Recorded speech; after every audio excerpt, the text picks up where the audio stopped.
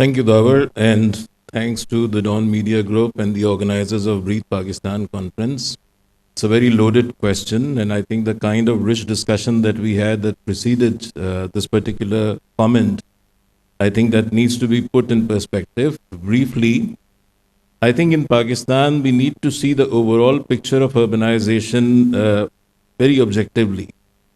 As Sumera was pointing out about the trends of migrations that this country has seen, it will be important to remember that Pakistan is urbanizing fast, faster than we believe and possibly imagine.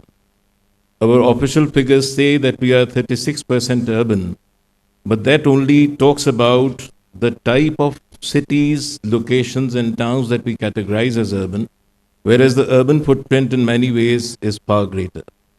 And one very specific reason as to why this happens is that we let our cities sprawl and enter into locations, into hinterland that are not supposed to be urbanized.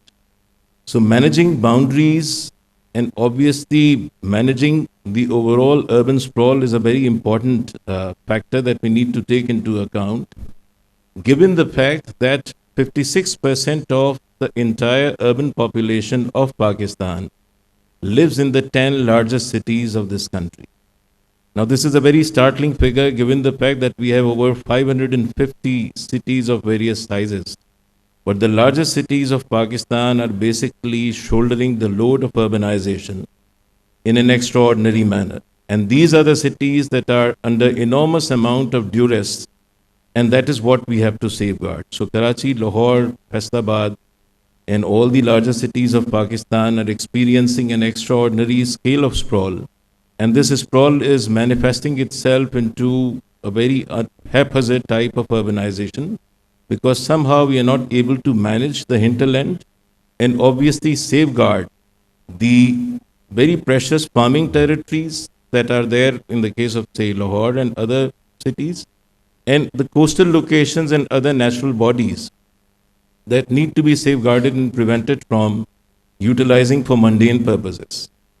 The second consideration that we need to take into account, and that is for within the cities, is that our designated public spaces, whether active or passive, have to be safeguarded because these public spaces are the repositories of managing climate change, be it parks, playgrounds, or the passive green belts. They have to be very religiously safeguarded because most of them are basically, in fact, transformed and experience a change of status that is completely undesirable. Look at the bus rapid transit projects that are being implemented in Karachi. Each one of them is basically built upon the green belts which are now gone. And more are going to go as we see more infrastructural projects of that kind implemented. So if we have to introduce new infrastructure, and especially the infrastructure of mobility, we have to very carefully see that what are the available land options through which they can be implemented and whether it is absolutely necessary to alter the status of existing public open spaces, especially the green belts. Thirdly, I think it is extremely important to look at the plight of the urban poor in accessing land. In many cases, the urban poor who exist in our cities, especially large cities, have no access to land. And in that situation, they either, in fact, resort to various types of extremely vulnerable locations like riverbanks or the locations under high tension wires or all the other type of most hazardous location where no one would actually go. These are the people who become the fodder for climate change impacts whenever it strikes. So whether it is urban flooding, whether it is a heat wave, or whether it is any other similar type of situation that strikes the cities, the urban poor becomes the first victims, and that these are the people who we are supposed to safeguard. We must acknowledge the fact that because of the various types of other changes and impacts happening in our rural hinterland, the livelihoods and opportunities of survival for the poor is diminishing. And many of these people simply resort to cities for the purpose of bare survival.